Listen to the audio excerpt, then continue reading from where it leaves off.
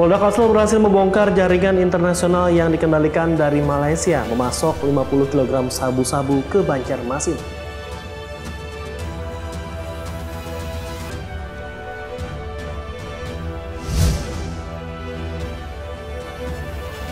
Empat tahun ambruk kantor Desa Keramat Baru, Kecamatan Martapura Timur hingga kini belum dibangun kembali.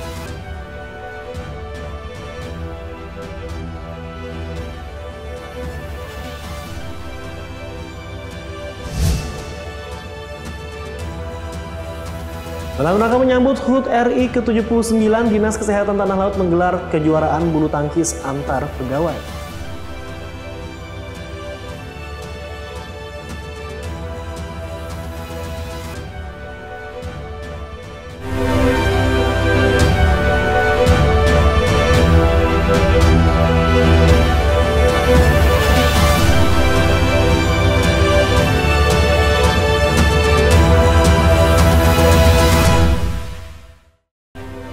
Selamat malam pemirsa Banua, berjumpa lagi dalam Anyus Kalsel, program berita dan informasi Anyus Banjarmasin.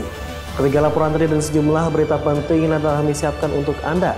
Dalam Anyus Kalsel hari ini Selasa 6 Agustus 2024, bersama saya Yodi Widani, inilah Anyus Kalsel seutuhnya.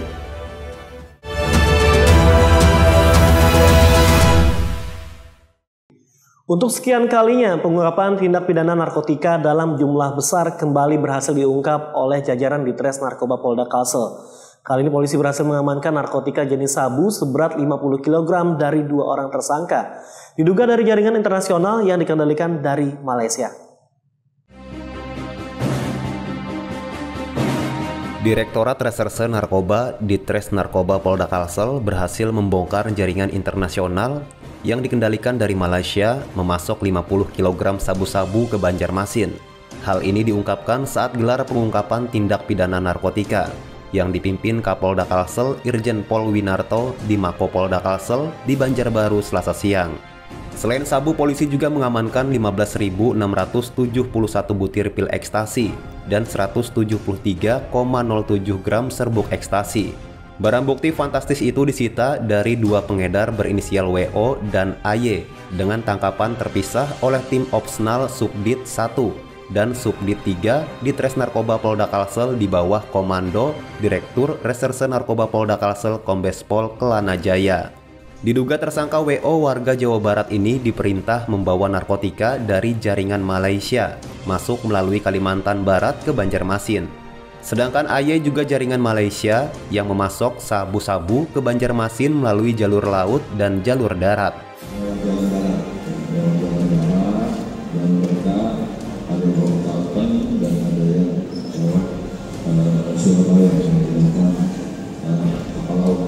Ini barang-barang diduga berasal dari luar negeri atau bagaimana? Ya, ini dari jaringan internasional dari Malaysia. Ada dugaan terhadap Freddy Pratama? Ya, jadi kemungkinan itu ada, tapi masih kita lakukan penyelidikan siapakah dari Freddy Pratama atau bukan. Jadi masih kita dalami.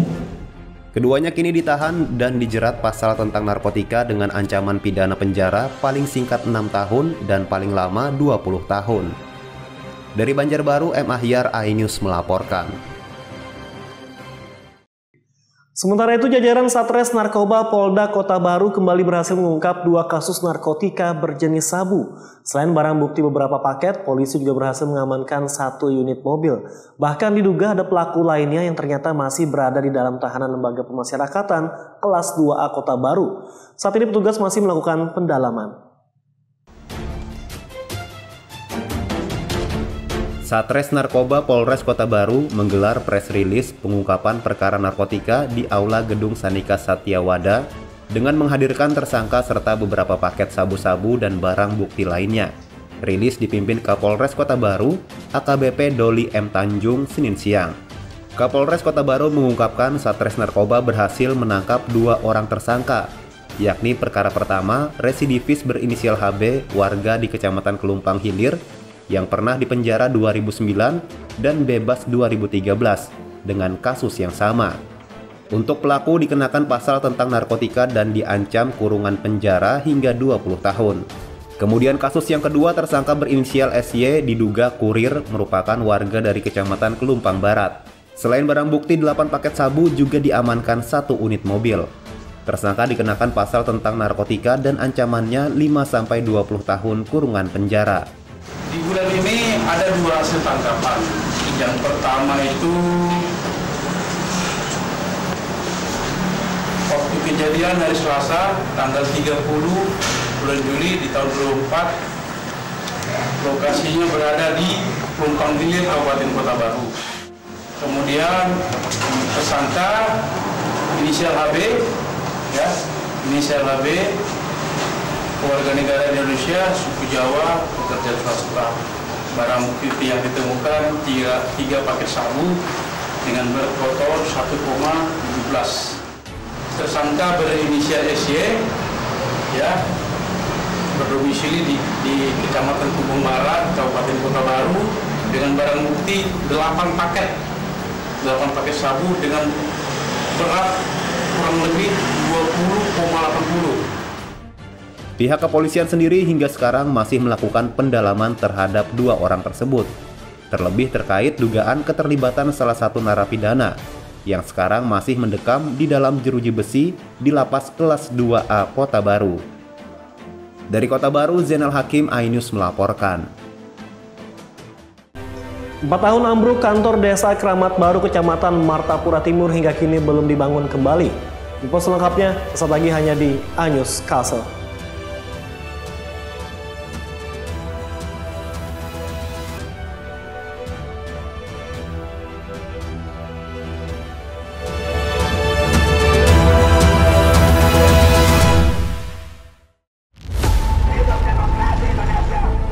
Mempertanyakan rasa keadilan. Negeri kami nampak kehilangan kemudi.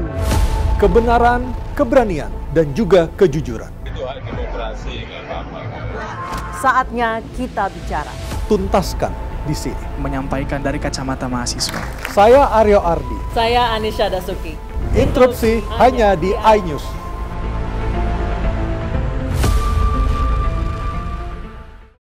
The Great Prime Time. Upaya saya untuk melacak TKP. Di Setiawan. Kelihatan tiga tidak Kematian. adalah kesaksian dan pertama dan eksklusif mengalami kekerasan. 70 kilo itu besar.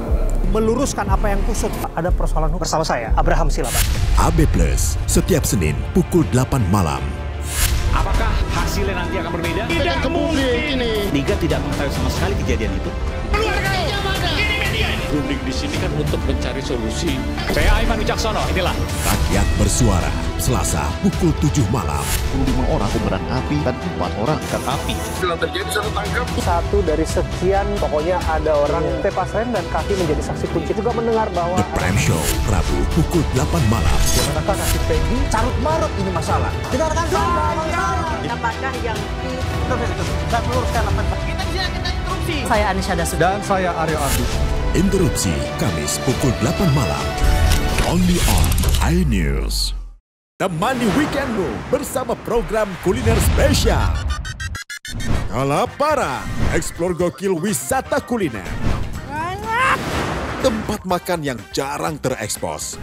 Food Diary, mengupas sejarah kuliner, hidangan viral dari Nusantara sampai mancanegara. Mantep banget, mantep banget. Saksikan Kuliner Special Weekend, Sabtu dan Minggu pukul 10 pagi di iNews. Suara tak layak dibungkam.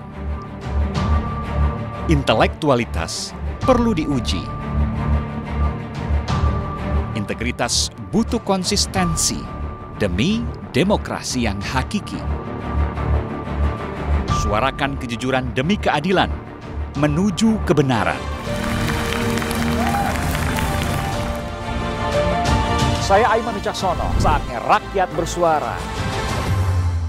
Saya Abraham Silaban, Anda menyaksikan The Prime Show. Investigasi eksklusif. Omnibus Law Undang-Undang Cipta Kerja mengakibatkan PHK di mana-mana. Mengupas isu-isu terhangat. Ini apa? Hakim MK? Silakan diselesaikan, Mas Pipin. Saya kasih kesempatan ke Fritsen, Kak. Sebuah tanya akan dijawab dengan tuntas dan berkelas. Ada kejanggalan bagi saya dari pihak-pihak wasit yang tidak menguntungkan buat kita. The Prime Show, setiap Rabu pukul 8 malam. Mengupas makna dan tafsir Al-Quran bersama ulama terkemuka tanah air. Qaumum min qaum khairun minal yadis suflah. Nggak bakal bisa dibayar oleh dunia dan seisinya. Jelas, lugas untuk kehidupan sehari-hari. Di antara yang merusak hati adalah buruk sangka. Wa aqimus shalah wa atuz zakah. Itu pun sejajar dengan jihad fisabilillah. Cahaya Hati Indonesia, Sabtu dan Minggu pukul 12 siang di iNews. Selamat pagi Morning People. Hadir menemani pagi Anda dengan sajian informasi unik dan menarik. Jus bisa mengobati migrain. Sesuatu yang sangat enak di pagi hari. Oke, langsung kita bikin. Sangat membagongkan. Menghadirkan bintang tamu yang menginspirasi. Ada lebih dari 40 warna. Wow. Morning Update ada di hari. Morning Update, Senin sampai Jumat pukul 7 pagi di iNews.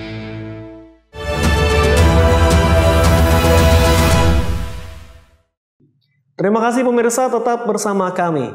4 tahun sudah pasca kantor desa Keramat Baru Kecamatan Martapura Timur ambruk akibat banjir besar di tahun 2021 silam. Ironisnya hingga kini kantor untuk pelayanan masyarakat tingkat desa ini tak juga dibangunkan kembali oleh Pemkab Banjar. Beginilah kondisi bekas kantor desa Keramat Baru Kecamatan Martapura Timur, Kabupaten Banjar yang ambruk akibat banjir besar tahun 2021 silam. 4 tahun berlalu bangunan kantor desa ini belum juga dibangunkan kembali oleh Pemkab Banjar, hingga kondisinya saat ini ditumbuhi rumput liar.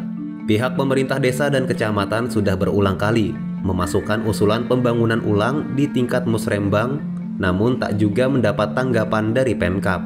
Camat Martapura Timur, Guslan mengatakan, baru tahun ini ada titik terang di mana pihak Pemkab Banjar melalui Dinas PUPR dan Pertanahan meminta kepada aparat desa untuk membuat proposal untuk pembangunan kantor desa tersebut. Kebetulan pada saat musrenbang tadi kita usulkan lagi dan kemudian diminta dari pihak PUPR agar membuat proposal, dan kita minta dari pihak desa agar sesegeranya dan diantar ke PUPR. Mudah-mudahan sesuai janjinya, insya Allah kalau memungkinkan tahun ini akan dibangunkan minimal atau mungkin di tahun depan.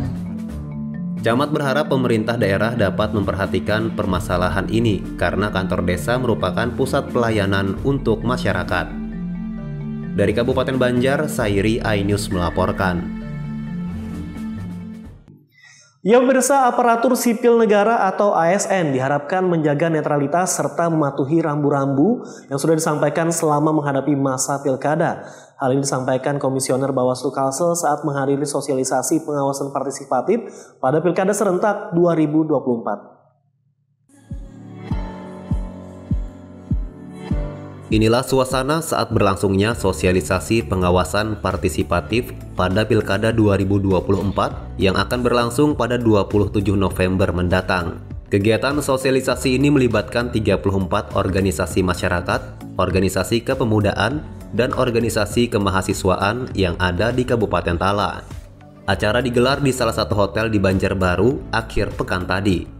Sosialisasi ini dibuka oleh anggota Bawaslu Provinsi Kalsel Ahmad Mukhlis didampingi Ketua Bawaslu Tala Gunawan Rahayu, serta 2 komisioner Bawaslu, Zainal Abidin dan Rusman Syah.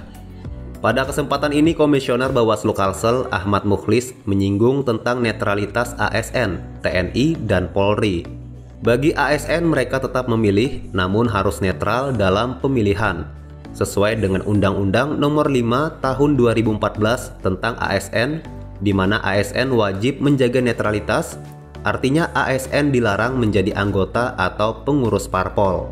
ASN sebenarnya sudah diatur dalam aturan mereka sendiri ya Pak. Ada Undang-Undang ASN, ada peraturan terkait bagaimana kode etik ASN. Nah, dari segi Bawaslu sebenarnya dia mengawasi netralitas ASN. Tapi bagaimana netralitas ASN ini menjadi bagian yang diatur secara rigid, ternyata dari ASN pun sudah ada aturan sendiri Pak terkait ini. Jadi kita menegakkan undang-undang yang saya sebut adalah menegakkan undang-undang yang lainnya itu yaitu. Jadi aturan yang sudah ada di ASN itu, itulah yang kita tegakkan. Sementara itu, Ketua Komisioner Bawaslu Tala mengatakan menghadapi Pilkada 2024 ini ada beberapa kerawanan yang perlu diwaspadai sesuai dengan pemilu sebelumnya, seperti kerawanan logistik. Dan untuk kerawanan terkait logistik, ini ada beberapa kecamatan yang kita perkuat dalam proses pengawasan ke depan. Itu berkaca dari pelaksanaan pemilu yang sudah lewat, itu di Kecamatan Bumi Makmur, Kecamatan Kintap, dan Kecamatan Batu Ampar dan Jorok. Sosialisasi pengawasan partisipatif di akhir diskusi antara narasumber Meli Minarti dan Erna Kasyipia yang mengupas tentang pengawasan partisipatif dengan para undangan. Dari Banjarbaru, Zulkifli Yunus, iNews melaporkan. Menghadapi Pilkada serentak tahun 2024, Kepolisian Resort Tanah Laut menggelar rapat koordinasi eksternal dan deklarasi Pilkada Damai 2024. Kegiatan ini menjadi momen penting untuk terciptanya Pilkada Damai di Kabupaten Tanah Laut. Ketua KPU Rudi Pratikno bersama Komisioner Bawaslu Tanah Laut Rusman Syah membacakan ikrar Pilkada Damai 2024 bersama perwakilan partai politik pada acara Rakor Eksternal dan Deklarasi Pilkada Damai 2024 Senin siang. Acara dilanjutkan dengan penandatanganan ikrar pemilu damai oleh perwakilan Parpol dan Forkopimda Tala. Kegiatan ini menjadi momen penting untuk terciptanya Pilkada Damai di Kabupaten Tanah Laut. Dalam deklarasi itu, semua pihak berkomitmen untuk menciptakan suasana pilkada yang damai dan menjunjung tinggi nilai-nilai demokrasi. Diharapkan Pilkada 2024 di Kabupaten Tanah Laut berjalan kondusif dan semua pihak dapat saling berkoordinasi untuk menciptakan pemilu damai.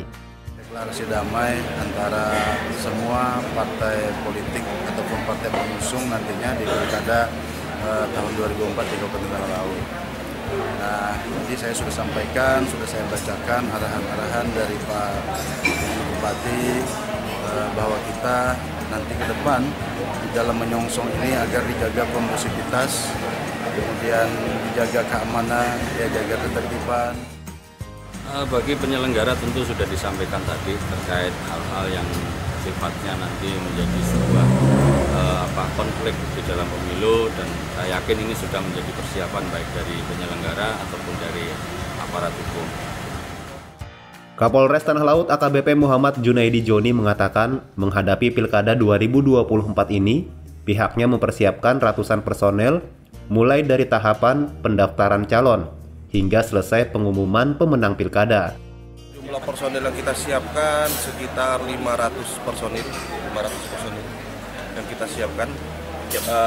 Kemudian mulai dari tanggal 27 Agustus sudah kita melaksanakan pengamanan. Rakor eksternal ini dihadiri seluruh jajaran Polres Tala, Forkopimda, pengurus Parpol, Forum Komunikasi Antar Umat Beragama Tala, perwakilan partai politik, serta beberapa ormas. Dari Tanah Laut, Zulkifli Yunus, iNews melaporkan. Polres Tanah Laut menerima 9 unit mobil pinjam pakai dari pemerintah kabupaten. Mobil ini akan digunakan untuk mendukung kegiatan polsek-polsek selama pilkada serta untuk antisipasi karhutla. Inilah 9 unit mobil pick-up yang dipinjam pakaikan Pemkab Tanah Laut kepada Polres Tala dalam rangka mendukung pengamanan di 9 polsek yang ada di bawah Polres. Penyerahan 9 unit mobil itu dilakukan PJ Bupati Tala Syamsir Rahman di sela-sela apel di halaman kantor Bupati Tala Senin pagi. Kapolsek Kurau Ibtu Bambang Haryansyah mengatakan, dengan adanya mobil dari Pemkab Tala ini sangat membantu operasional anggotanya yang mengawasi 24 desa dari 2 kecamatan, yakni Kecamatan Kurau dan Kecamatan Bumi Makmur. Totalnya berapa desa tuh, Pak? Kalau desa kita 24 desa dengan masing-masing satu kecamatan 12 desa. Makanya ini sangat menunjang sekali untuk kami melakukan operasional dan membantu patroli ke desa-desa. Samping itu mungkin kita menghadapi Pilkada 2024. Sementara itu, Kapolres Tala AKBP Muhammad Junaidi Joni menyebut mobil ini akan digunakan untuk mendukung kegiatan polsek-polsek selama pilkada serta untuk antisipasi karhutla.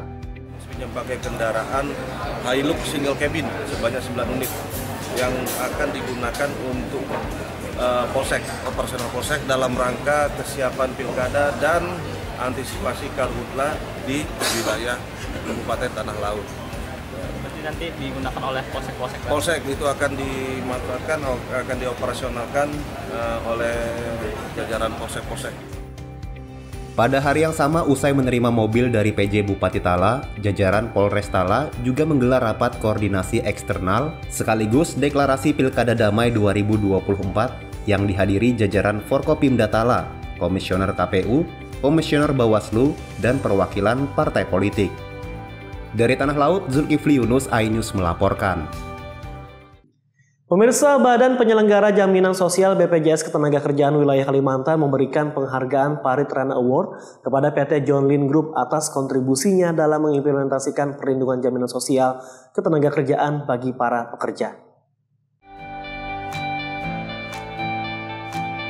Penganugerahan penghargaan Paritrana Award diserahkan Kepala BPJS Ketenagakerjaan Kantor Wilayah Kalimantan Ervan Kurniawan kepada CEO John Lynn Group Gimoyo dan oleh Kepala BPJS Ketenagakerjaan Kantor Cabang Batu Licin Vina Dwina Yuskin kepada Vice President of Corporate Human Capital JG Tri Oktaria Wulandari di gedung John Lynn Tower Tanah Bumbu Selasa siang.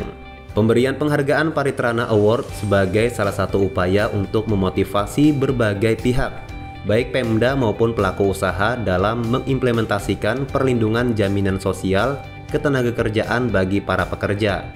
Dan John Lynn Group memiliki nilai tertinggi dalam berbagai indikator dalam komitmennya mendaftarkan karyawannya sebagai anggota BP Jamsostek yang hingga saat ini mencapai 17.279 pekerja. Perusahaan ini berkomitmen untuk terus meningkatkan jumlah kepesertaan karyawan dan pekerja rentan dengan sasaran profesi lainnya. Bagi korporasi, program Jamsostek sangat penting untuk memberikan perlindungan dan keamanan dalam bekerja. Untuk John Lynn Group sendiri, dengan dukungan oleh masyarakat itu pastinya kita akan sama-sama saling beriringan. John Lynn Group beserta dengan unit usaha dan bisnisnya akan terus berkembang, dan dukungan masyarakat juga itu akan meningkatkan dan menciptakan citra positif juga untuk John Lynn.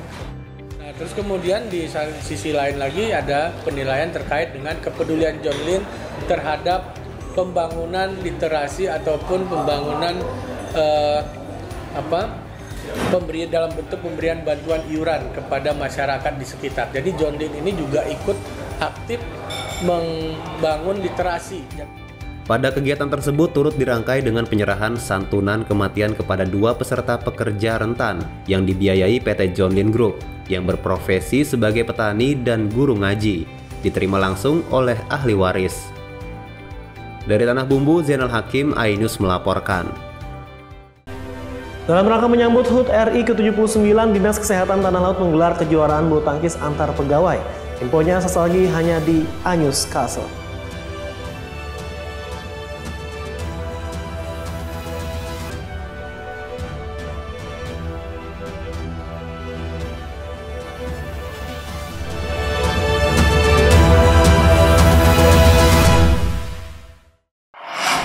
Apresiasi tertinggi pemimpin daerah, inspiratif dan inovatif bagi pembangunan di tanah air.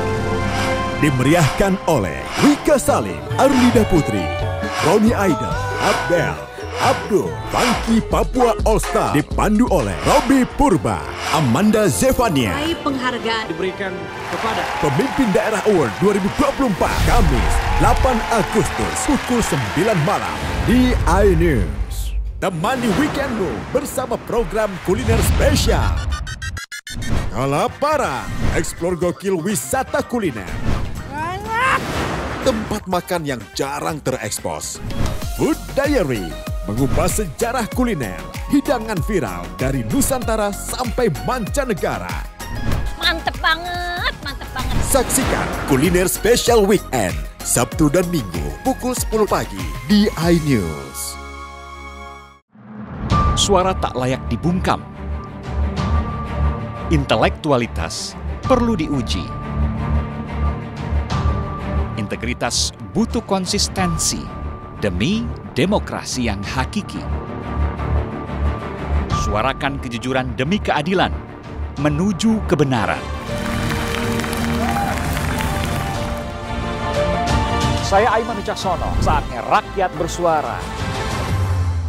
Saya Abraham Silaban, Anda menyaksikan The Prime Show. Investigasi eksklusif.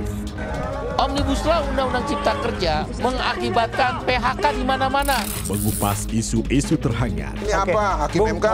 Silakan diselesaikan, Mas Tipi. Saya kasih kesempatan ke Fritsen, Kak. Semua tanya akan dijawab dengan tuntas dan berkelas. Ada kejanggalan bagi saya dari pihak-pihak wasit yang tidak menguntungkan buat kita. The Prime Show. Setiap Rabu pukul 8 malam. Mengupas makna dan tafsir Al-Quran bersama ulama terkemuka tanah air. Kaumum min kaum khairun minal yadis suflah. Nggak bakal bisa dibayar oleh dunia dan seisinya. Jelas, lugas untuk kehidupan sehari-hari. Di antara yang merusak hati adalah buruk sangka. Wa aqimus shalah wa atuz zakah. Itu pun sejajar dengan jihad fisabilillah. Cahaya Hati Indonesia, Sabtu dan Minggu pukul 12 siang di iNews. Selamat pagi Morning People. Hadir menemani pagi Anda dengan sajian informasi unik dan menarik. Jus bisa mengobati migrain. Sesuatu yang sangat enak di pagi hari. Oke, langsung kita bikin. Sangat membagongkan. Menghadirkan bintang tamu yang menginspirasi. Ada lebih dari 40 warna. Wow. Morning Update ada di hari. Morning Update, Senin sampai Jumat pukul 7 pagi di iNews. Kali ini Aceh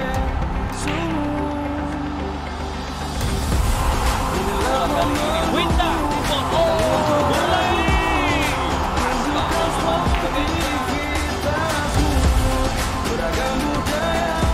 Ya, kali ini luar biasa serangannya. Bersatu kita juara.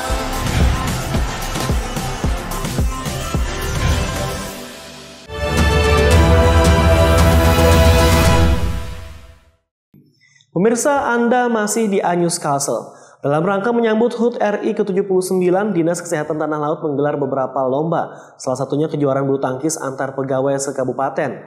Selain untuk menjaga kebugaran dan memperebutkan hadiah, kejuaraan ini juga sebagai sarana silaturahmi antar petugas medis.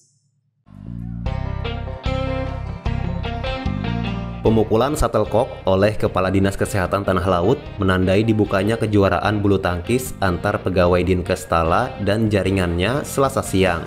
Peserta kejuaraan meliputi pegawai Dinas Kesehatan dan pegawai Puskesmas Sekabupaten Tanah Laut dengan total peserta ada 76 pasang. Kejuaraan ini merupakan rangkaian kegiatan Dinas Kesehatan Tala dalam rangka menyambut HUT Proklamasi RI yang ke-79. Selain untuk menjaga kebugaran dan memperebutkan hadiah, kejuaraan ini juga sebagai sarana silaturahmi antar petugas medis sekabupaten.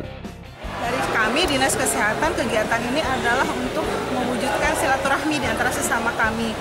Kalau dengan silaturahmi ini nantinya terwujud, harapan saya sih selaku pimpinan di Dinas Kesehatan bisa terbentuk kekompakan di antara kami semua. Kekompakan, kerjasama, sehingga dalam hal menjalankan tugas pokok dan fungsi kami, membangun kesehatan masyarakat jauh lebih baik lagi. Peserta ini diikuti oleh 76 atlet yang terdiri dari Dinas Kesehatan, rumah sakit, serta puskesmas yang ada di Tanah Laut. Acara ini berlangsung mulai tanggal 6 sampai tanggal 7 Agustus. Selain kejuaraan bulu tangkis, Dinkes Tala juga akan menggelar lomba masak serta lomba lain yang menjadi ciri khas lomba 17-an seperti tarik tambang hingga balap karung. Dari Tanah Laut, Zulkifli Yunus, iNews melaporkan. Informasi tadi sekaligus mengakhiri perjumpaan kita hari ini. Sesaat lagi kami akan bergabung dengan iNews Jakarta. Saya Yodi Widandi dan seluruh kerabat kerja petugas mengucapkan terima kasih atas perhatian pian seberataan dan sampai jumpa.